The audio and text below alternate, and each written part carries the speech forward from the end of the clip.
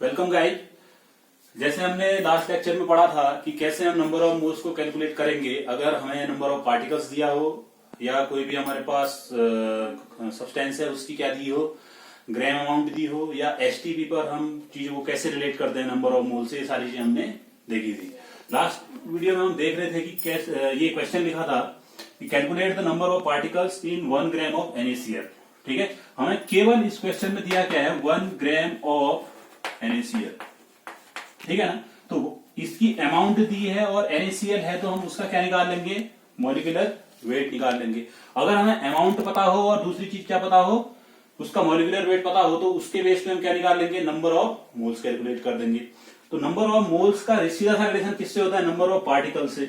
ठीक है, number of moles हमारे पास अगर पता हो, नंबर ऑफ पार्टिकल्स अगर हमारे पास पता हो, तो अगर हम उसको 6.022 इंटू 10⁻23 एवोगैड्रो नंबर से क्या कर देते हैं, अगर डिवाइड कर देते हैं तो हमारे पास क्या आ जाता है, नंबर ऑफ पार्टिकल्स आ जाता है। तो यहां से अगर मैं नंबर ऑफ मोल्स कैलकुलेट करूं, एन की वैल्यू निकालूं, तो क्या हो जाएगा, ग्राम अमाउंट कितनी है, 1 ग्राम। ठीक है ना, इसकी अब यहां से अगर जो इसका मॉलिक्यूलर वेट है वो कितना है, 23 प्लस 35.5। ठीक है ना, ग्राम पर मोल। ठीक है, तो ये कितना आया, 1/58.5। ये ऊपर ग्राम था और ये क्या है, ग्राम मोल इनवर्स। तो क्या आ गया, ग्राम से ग्राम गया, 1/58.5 मोल। ये क्या आ गया हमारे पास, नंबर ऑफ मोल्स आ गए। ठीक है ना, अब मैं यहां से कैलकुलेट करता हूं क्या, कि अगर मैं लेट हमारे पास जो क्या है कि मैं कंसिडर करता हूं कि हमारे पास मान लो N- नंबर थे, किसके, N- पार्टिकल्स थे, किसके, लेट NaCl के, किसमें, 1 ग्राम में। ठीक है, तो अगर यहां से मैं नंबर ऑफ मोल्स निकालूं, n की वैल्यू निकालूं, नंबर ऑफ मोल्स क्या होगा, नंबर ऑफ पार्टिकल अगर N- है उसको मैं किससे डिवाइड करता हूं, एवोगैड्रो नंबर 6.022 इंटू 10⁻23। तो यहां से क्या आ जाएगा हमारे पास, ये आ जाएगा। ठीक है, अब एक जगह से हमने n की वैल्यू कितनी निकाली, ये एक जगह से ये कैलकुलेट की। तो नंबर ऑफ मोल्स क्या था, N-6.022 इंटू 10⁻23 किसके बराबर होगा, ये भी और नंबर ऑफ मोल्स 1/58.5 इसके बराबर होगा। अब अगर N- की वैल्यू में कैलकुलेट करता हूं तो क्या आ जाएगा, 6.022 इंटू 10⁻23 अपॉन 58.5। अब इसको हम सॉल्व कर लेंगे तो हमारे पास क्या आ जाएगा, देखो 1 ग्राम दिया था ना यहाँ पर। ठीक है, तो 1 ग्राम में कितने हमारे पास नंबर ऑफ पार्टिकल्स प्रेजेंट हैं, किसके, NaCl के। हम इसको सॉल्व करेंगे, हमारे पास उसका क्या आ जाएगा, आंसर आ जाएगा। ठीक है, तो इस तरीके से हम क्या करेंगे, अगर कहीं पर भी ग्राम अमाउंट हमें दी है, ठीक है, और हमें पूछा ये जाए कि उसके क्या निकालो, कोई भी चीज दिया होगा, तो जैसे H2O दिया होता या कोई CO2 दिया होता, तो हम उसका मॉलिक्यूलर वेट कैलकुलेट कर सकते हैं। ठीक है, तो उसके बेस पे हम क्या निकाल लेंगे, नंबर ऑफ पार्टिकल्स ऐसे कैलकुलेट कर लेंगे। ठीक है ना, तो ये था हमारा क्वेश्चन। अब हम आते हैं नेक्स्ट टॉपिक में। जैसे सॉल्यूशन में हम के लिए जैसे मोल कंसेप्ट होता है हमारे पास, जैसे हम अलग अलग चीजें हमारे पास पूछता है, जैसे सॉल्यूशन की मोलैरिटी निकालो, कैलकुलेट करो, या सॉल्यूशन की मोलैरिटी कैलकुलेट करो, नॉर्मेलिटी, या सॉल्यूशन की क्या है, स्ट्रेंथ। ये सारी चीजें आपके के एग्जाम में पूछी जाती हैं। ठीक है, तो इसको कैपिटल एम से करते हैं ना, इसको ये करते हैं प्रैक्टिकल पॉइंट ऑफ व्यू से भी हम जैसे देखते हैं। तो है क्या कि आपसे बोला जाए कि इतना मोलर सॉल्यूशन बनाओ, इतना मोलर सॉल्यूशन बनाओ। ठीक है, तो इन सबको डिस्कस करने से पहले हमें क्या पता होना चाहिए कि सॉल्यूशन क्या होता है। ठीक है ना, सॉल्यूशन के केस में सारी चीजें डिफाइन करते हैं। तो फर्स्ट हम क्या किस चीज के बारे में डिस्कशन करते हैं, सॉल्यूशन के बारे में। ठीक है, हमारे पास सॉल्यूशन क्या है, एक क्या है, मिक्सचर है।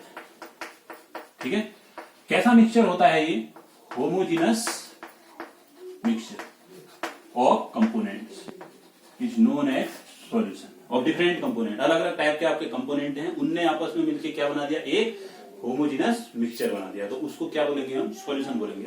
अब ये क्वेश्चन यहां से आपके माइंड में आ रहा होगा कि होमोजीनस मिक्सचर किसको बोलेंगे। ठीक है, तो देखते हैं दो एग्जाम, एक मिक्सचर हमारे पास होता है होमोजीनस मिक्सचर, दूसरा हमारे पास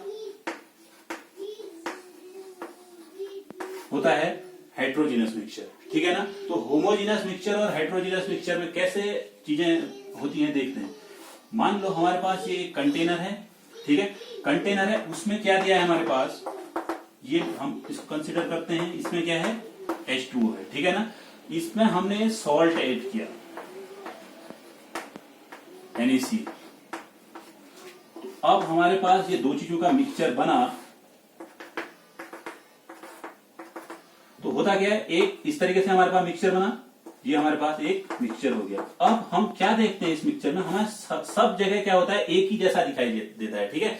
जो हमारे पास मिक्सचर बना, इसके ये बना किससे है, दो कंपोनेंट से, पर हम जो फाइनल मिक्सचर हमारे पास बना है, इसको अपनी आंखों से क्या नहीं कर पाते हैं, डिफरेंशिएट नहीं कर पाते हैं कि कौन सा इसमें फर्स्ट कंपोनेंट है, कौन सा इसमें सेकंड कंपोनेंट, मतलब डिफरेंट कंपोनेंट कौन कौन से इसमें प्रेजेंट है, इसको हम आसानी से डिफरेंशिएट नहीं कर पाते हैं, ठीक है। तो इस टाइप के मिक्सचर को क्या बोलते हैं हम, होमोजेनस मिक्सचर, जिसके ऐसा मिक्सचर जिसके कंपोनेंट को हम इजीली डिफरेंशिएट नहीं कर पाते हैं अपनी आंखों के द्वारा, ठीक है, सिंपल सा। तो सब जगह क्या दिखता है, वो समान टाइप का दिखता है, ठीक है। उसमें समान कब दिखेगा, जब दोनों के दोनों क्या होंगे, एक सारा का सारा कंपोजिशन क्या होगा, पूरे उसमें एक जैसा होगा, ठीक है ना। तो इस तरीके का मिक्सचर क्या कहलाता है हमारे पास, होमोजेनस मिक्सचर। अब अगर मैं बात करूं किसकी, हेट्रोजेनस मिक्सचर की, सीधा दूसरा एग्जांपल देते हैं। मान लो इसमें हमारे पास क्या है, वाटर प्रेजेंट है H2O, ठीक है। अब मैं इसमें क्या कर रहा हूं, कुछ ऑयल ड्रॉप्स डाल देता हूं, ठीक। ऑयल ड्रॉप्स डालने के बाद हम क्या देखते हैं, जो हमारे पास बाइनरी मिक्सचर बना, इसमें क्या ये वाटर है, इसमें जो ऑयल ड्रॉप्स होती है इस तरीके से हमें दिखती हैं। तो कहीं पर ऑयल ड्रॉप्स दिखती हैं, कहीं पर नहीं दिखती हैं। तो हम अगर मैं इसमें पूछूं कि क्या आप दोनों जो कंपोनेंट थे हमारे पास, इसको आप आसानी से डिफरेंशिएट कर पाएंगे, तो आपको इजीली क्या पता बोल देंगे, ये जो है ये आपकी क्या है, ऑयल ड्रॉप्स है, और ये जो है आपका क्या है, वाटर प्रेजेंट है, ठीक है ना। तो इस तरीके का जो मिक्सचर होता है, जिसको आप अपनी आंखों से उसके डिफरेंट कंपोनेंट को क्या कर पाते हैं, आसानी से डिफरेंशिएट कर पाते हैं, या आसानी से आपको दोनों के दोनों कंपोनेंट दिख जाते हैं, तो ठीक है। तो इस टाइप का मिक्सचर क्या होता है हमारे पास, हेट्रोजीनस मिक्सचर होता है, ठीक है। तो होमोजीनस मिक्सचर क्या होता है, हेट्रोजीनस मिक्सचर क्या होता है, हमने ये देख लिया एक एग्जांपल के थ्रू, ठीक है। अब क्या होगा, मिक्सचर है हमारे पास, तो मैंने क्या बोला, homogeneous mixture of various component is known as solution. ये तो हमने सॉल्यूशन के बारे में जान लिया। अब ये जो कंसंट्रेशन टर्म होते हैं, ये सारे के सारे क्या हैं, ये क्या है भैया, कंसंट्रेशन टर्म। कंसंट्रेशन टर्म्स का यूज क्या होता है, जैसे इनको ये सब के सब क्या होते हैं, कंसंट्रेशन टर्म्स। कंसंट्रेशन टर्म्स कहने का मतलब क्या है कि ये भी एक कंसंट्रेशन टर्म है, मोलैरिटी के रेस्पेक्ट में भी आप उसको दिखा सकते हैं, मोलैरिटी, नॉर्मेलिटी और स्ट्रेंथ में भी आप उसको क्या कर सकते हैं, बता सकते हैं किसी भी सॉल्यूशन की कंसंट्रेशन टर्म को। कंसंट्रेशन टर्म यूज क्या होता है, किसी भी सॉल्यूशन जो है हमारे पास, उसमें जो सॉल्यूट की अमाउंट को जो चीज डिफाइन करती है, ठीक है। किसी भी सॉल्यूशन में सॉल्यूट की अमाउंट को डिफाइन करने के लिए जिन टर्म्स की हेल्प ली जाती है, जिन टर्म्स को यूज किया जाता है, उनको ही क्या बोलते हैं, कंसंट्रेशन टर्म्स बोला जाता है, ठीक है। अब ये तो सिंपल, अब सॉल्यूशन जो है उसमें सॉल्यूट किसको बोलेंगे और सॉल्वेंट किसको बोलेंगे, जो कंपोनेंट किसी दूसरे कंपोनेंट के रेस्पेक्ट में कम अमाउंट में होगा उसको बोलेंगे सॉल्यूट। अब दो कंपोनेंट के उसमें हम डिफाइन करते हैं, तो अगर जो क्या होगा एक्सेस अमाउंट में होगा उसको क्या बोलेंगे, सॉल्वेंट बोलेंगे। इतनी बात आई होप आपको समझ में आई होगी। अब ऐसे ही हम वन बाय वन क्या करते हैं, ये कंसंट्रेशन टर्म्स को डिफाइन करते हैं। पहला है मोलैरिटी, कैपिटल एम। अब ये होता क्या है, आप अगर प्रैक्टिकल कर रहे होते हैं, आपको बोला जाता है इतना मोलर सॉल्यूशन बना के लाओ, ठीक है, या आपको बोला जाता है कि कैसे आप कोई सॉल्यूशन, कोई सब्सटेंस दे दिया, इसका किसी इतने वॉल्यूम में आप क्या कर लो, आपको एक वॉल्यूम की अमाउंट दे दी, इतने वॉल्यूम में क्या कर लो, आप इतना मोलर बना के लाओ। तो कैसे करेंगे इन चीजों को, ठीक है। तो मोलैरिटी डिफाइन कैसे करते हैं हम, कि जो भी मैंने क्या बोला, सबका सब क्या होता है, सॉल्यूट की, मतलब कंसंट्रेशन टर्म क्यों यूज होते हैं। अब यहां पर आप डिफरेंस, आप कंफ्यूज मत करना कि सॉल्यूट लें या सॉल्वेंट लें। मैंने पहले ही बोल दिया कि कंसंट्रेशन टर्म्स जो होते हैं किसकी हम अमाउंट को बताते हैं, जो हमारे पास सॉल्यूट है, सॉल्यूशन में उसकी अमाउंट को डिफाइन करने के लिए जिन टर्म्स का यूज किया जाता है उसको क्या बोलते हैं, कंसंट्रेशन टर्म। तो जो सॉल्यूट के नंबर, अब इसको डिफाइन कैसे करते हैं, फर्स्ट है 1 लीटर वॉल्यूम, अगर किसका है हमारा टोटल सॉल्यूशन का वॉल्यूम कितना है 1 लीटर वॉल्यूम है, ठीक है। अब 1 लीटर वॉल्यूम में सॉल्यूट के कितने नंबर ऑफ मोल्स प्रेजेंट हैं उसको ही हम क्या बोलेंगे molarity. Number of moles of solute present in 1 liter volume of the solution is known as molarity। Molarity को किससे दिखाते हैं आप m से दिखाते हैं, ठीक है। तो इसका फॉर्मूला यहां पर क्या बन जाएगा m इक्वल टू क्या molarity capital M equal to number of moles of solute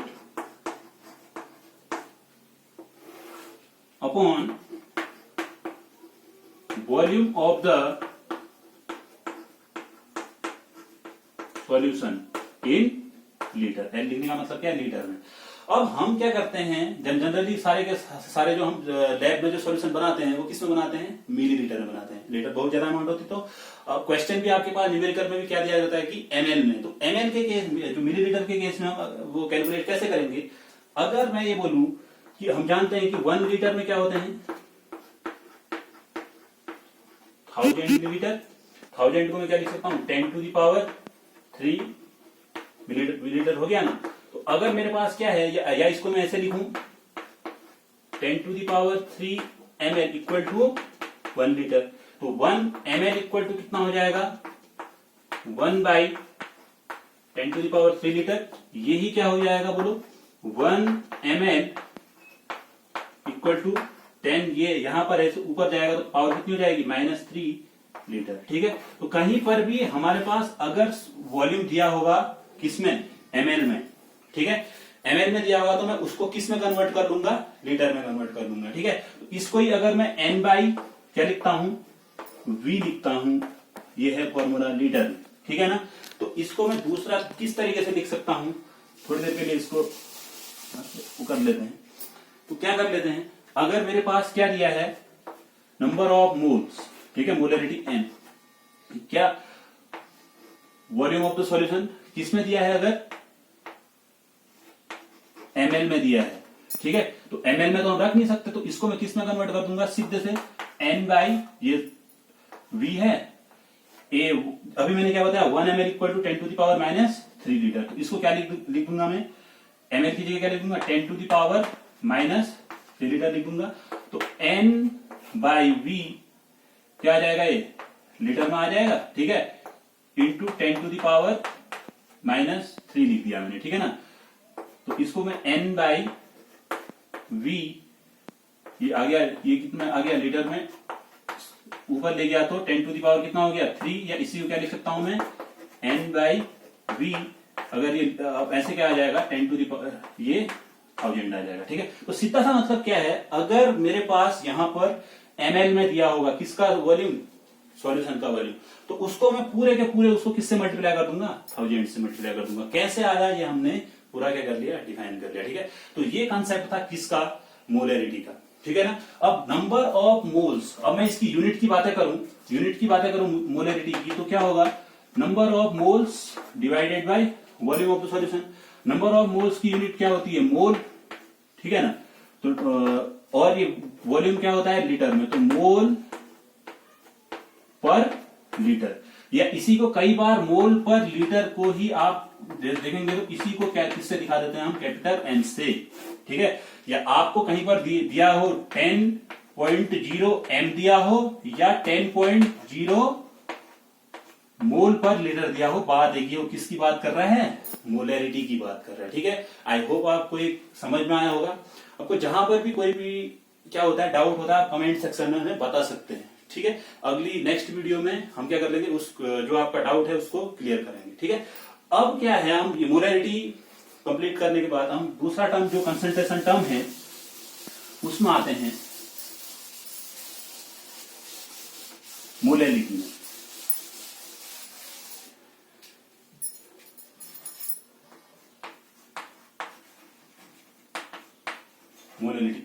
दिखाया जाता है? m से, स्मॉल m से। अब क्या होता है, हमारे पास अगर जो हमारे पास सॉल्वेंट है उसकी अमाउंट दी हो, कितना, अगर सॉल्वेंट की अमाउंट दी है, कितना दिया है, 1 kg, कितना दिया है, 1 kg। तो उस कंडीशन में जो नंबर ऑफ मोल्स होंगे किसके, सॉल्यूट के, इन 1 kilogram of the solvent, 1 kilogram बोलूं या क्या बोल दूं,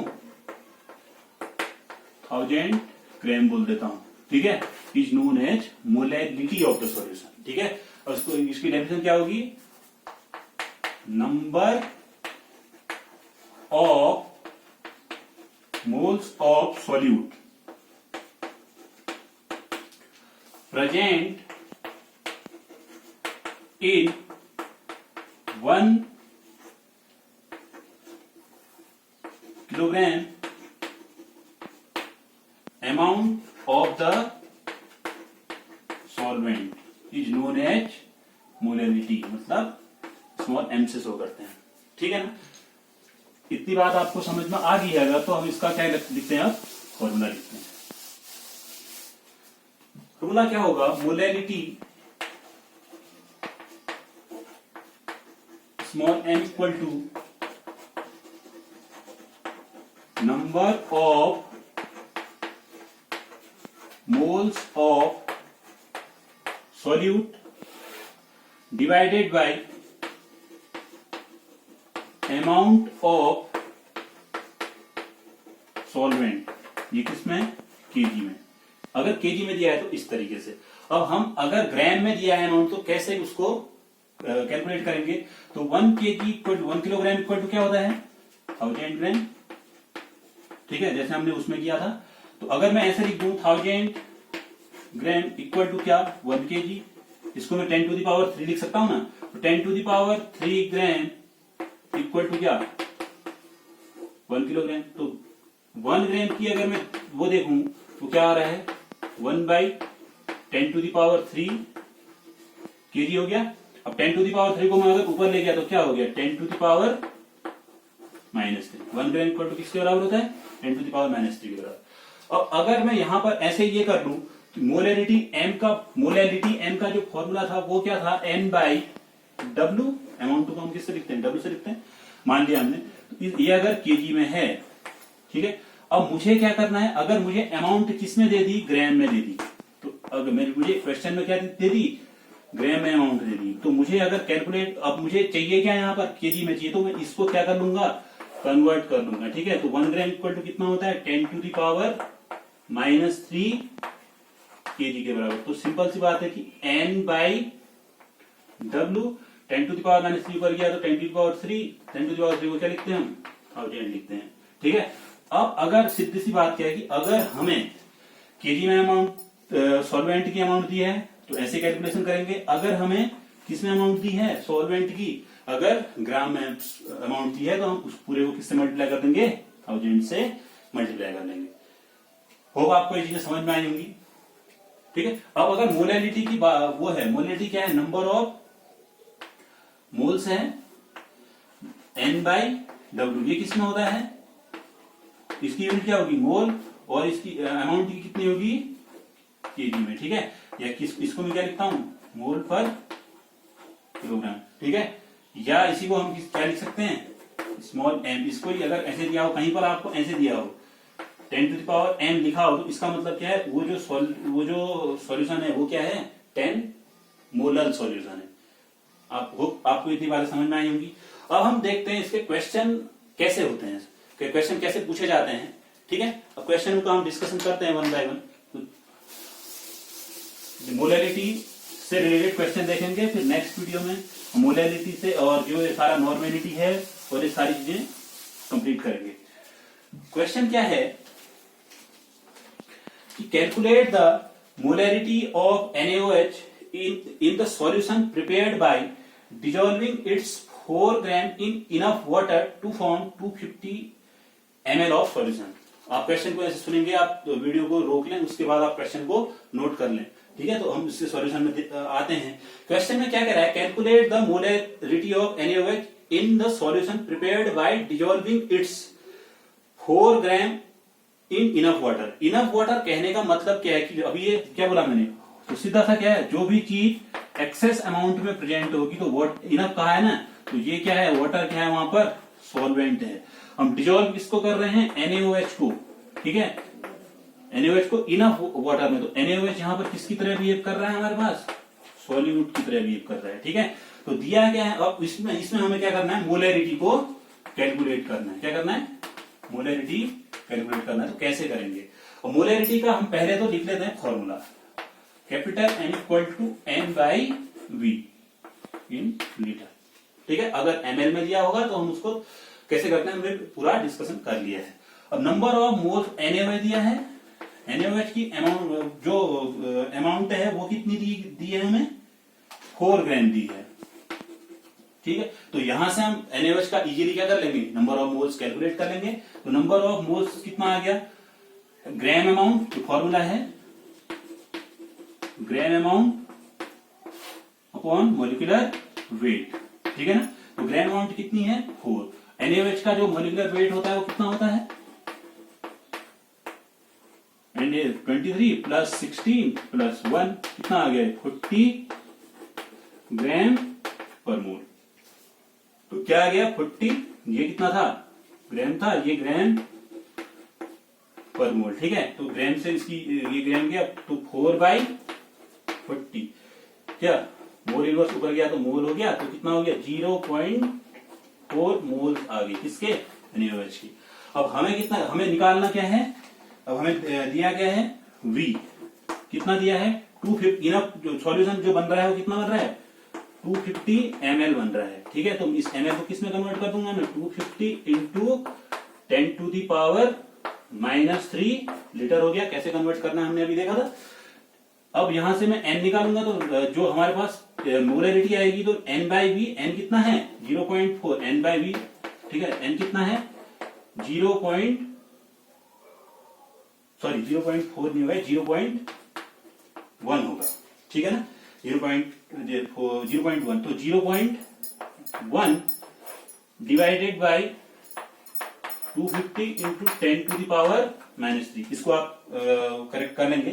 तो यहां से क्या होगा कि मैं इसको क्या लिख सकता हूं, 0.1, ये 10⁻³ को ऊपर ले गया तो क्या हो गया, 10⁻³ ये क्या हो गया, 250, 4 टाइम्स दिया, तो हमारे पास जो मोलरिटी आ गई वो क्या आ गई, 4 इंटू 0.1, 0.4 क्या आ गई, m, या इसको क्या लिख देंगे, मोल पर लीटर बोल देंगे, ठीक है ना। ये आपके पास आ गई मोलरिटी कैलकुलेट कर लिया हमने सॉल्यूशन में, ठीक है। इधर पे आप इसको करेक्ट कर लेंगे, ठीक है ना, क्योंकि 4/40 क्या होगा, 0.1 होगा। अब नेक्स्ट क्वेश्चन है, आप ये आपको समझ में आ गया होगा कि कैसे हम मोलरिटी कैलकुलेट करेंगे।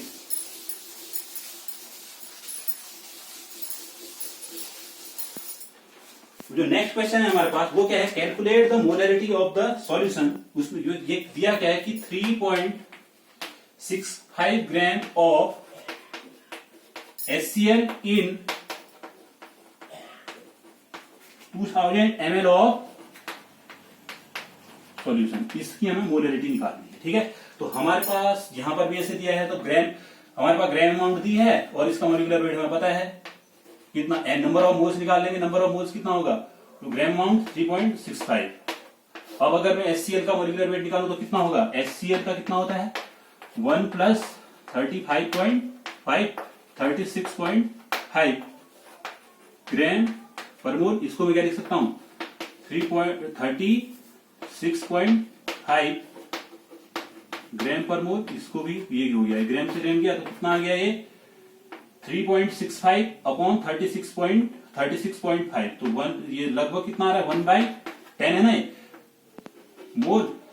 इसका जो वैल्यू होगी कितना हो गया, 0.1 मोल आ गया हमारे पास नंबर ऑफ मोल्स। अब हमारे पास वॉल्यूम कितना दिया है, 2000 ml, तो इसको मैं क्या कर लूंगा, उसमें कैलकुलेट कर लूंगा, किसमें, इसको 10⁻³ लीटर लिख सकता हूं, 1 ml को, तो क्या हो गया, इतना आ गया हमारे पास। ठीक है, तो अब मैं मोलरिटी कैलकुलेट करूंगा तो मोलरिटी की वैल्यू क्या आ जाएगी, नंबर ऑफ मोल्स N/V। ठीक है, नंबर ऑफ मोल्स कितना है, 0.1। ठीक है ना, तो 0.1 है, तो ये क्या हो गया, ये हो गया 2000 इंटू 10⁻³ तो ये इसको अगर हम कैलकुलेट करेंगे तो ये क्या आ जाएगा, 0.1, ये क्या है 2 इंटू 10⁻³ लिख सकता हूं, इंटू 10⁻³ ये दोनों कैंसिल हो गए, तो ये क्या आ गया 0.1/2। सीधी सी बात है, अगर मैं इसको ये लिख दूं 0.1 इंटू 10⁻⁻1 लिख देता हूं 0.1 को अपॉन 2, ये कितना आ गया 1/2 कितना हो गया 0.5 और 10⁻⁻1, तो इसकी जो वैल्यू आ गई वो कितनी आ गई 0.05 जो मोलरिटी कितनी आ गई एम, या इसी को क्या लिखते हैं मोल पर लीटर भी लिख सकते हैं आप। ठीक है, तो ये था हमारा क्वेश्चन। ठीक है, तो अब क्या है, हमने 2 क्वेश्चन यहाँ पर डिस्कस किए। अब इतना मोलरिटी के बारे में और मोलरिटी के बारे में पढ़ा। अब नेक्स्ट वीडियो में हम क्या डिस्कस करेंगे कि मोलरिटी से रिलेटेड क्वेश्चन डिस्कस करेंगे, और जो अगला टर्म आता है हमारे पास नॉर्मेलिटी। नॉर्मेलिटी बहुत इंपॉर्टेंट टर्म है, क्योंकि उसमें हम क्या निकालते हैं, ग्राम इक्विवेलेंट निकालते हैं। ग्राम इक्विवेलेंट निकालने के लिए हमें इक्विवेलेंट वेट की जरूरत पड़ती है। ठीक है, अब इक्विवेलेंट वेट को कैसे हम कैलकुलेट करेंगे in the case of acid, अगर हमें दिया है, बेस दिया है, ठीक है, या कोई आयनिक कंपाउंड दिया है, सॉल्ट है। ठीक है, तो इस तरीके के केस में हम कैसे हम इक्विवेलेंट वेट को कैलकुलेट करते हैं। ठीक है, और जो सॉल्यूशन की स्ट्रेंथ क्या होती है, इन सारी की सारी चीजों को हम नेक्स्ट उसमें डिस्कस करेंगे। ठीक है, होप आपको ये सारी चीजें समझ में आई होंगी। ठीक है, थैंक्स फॉर वॉचिंग।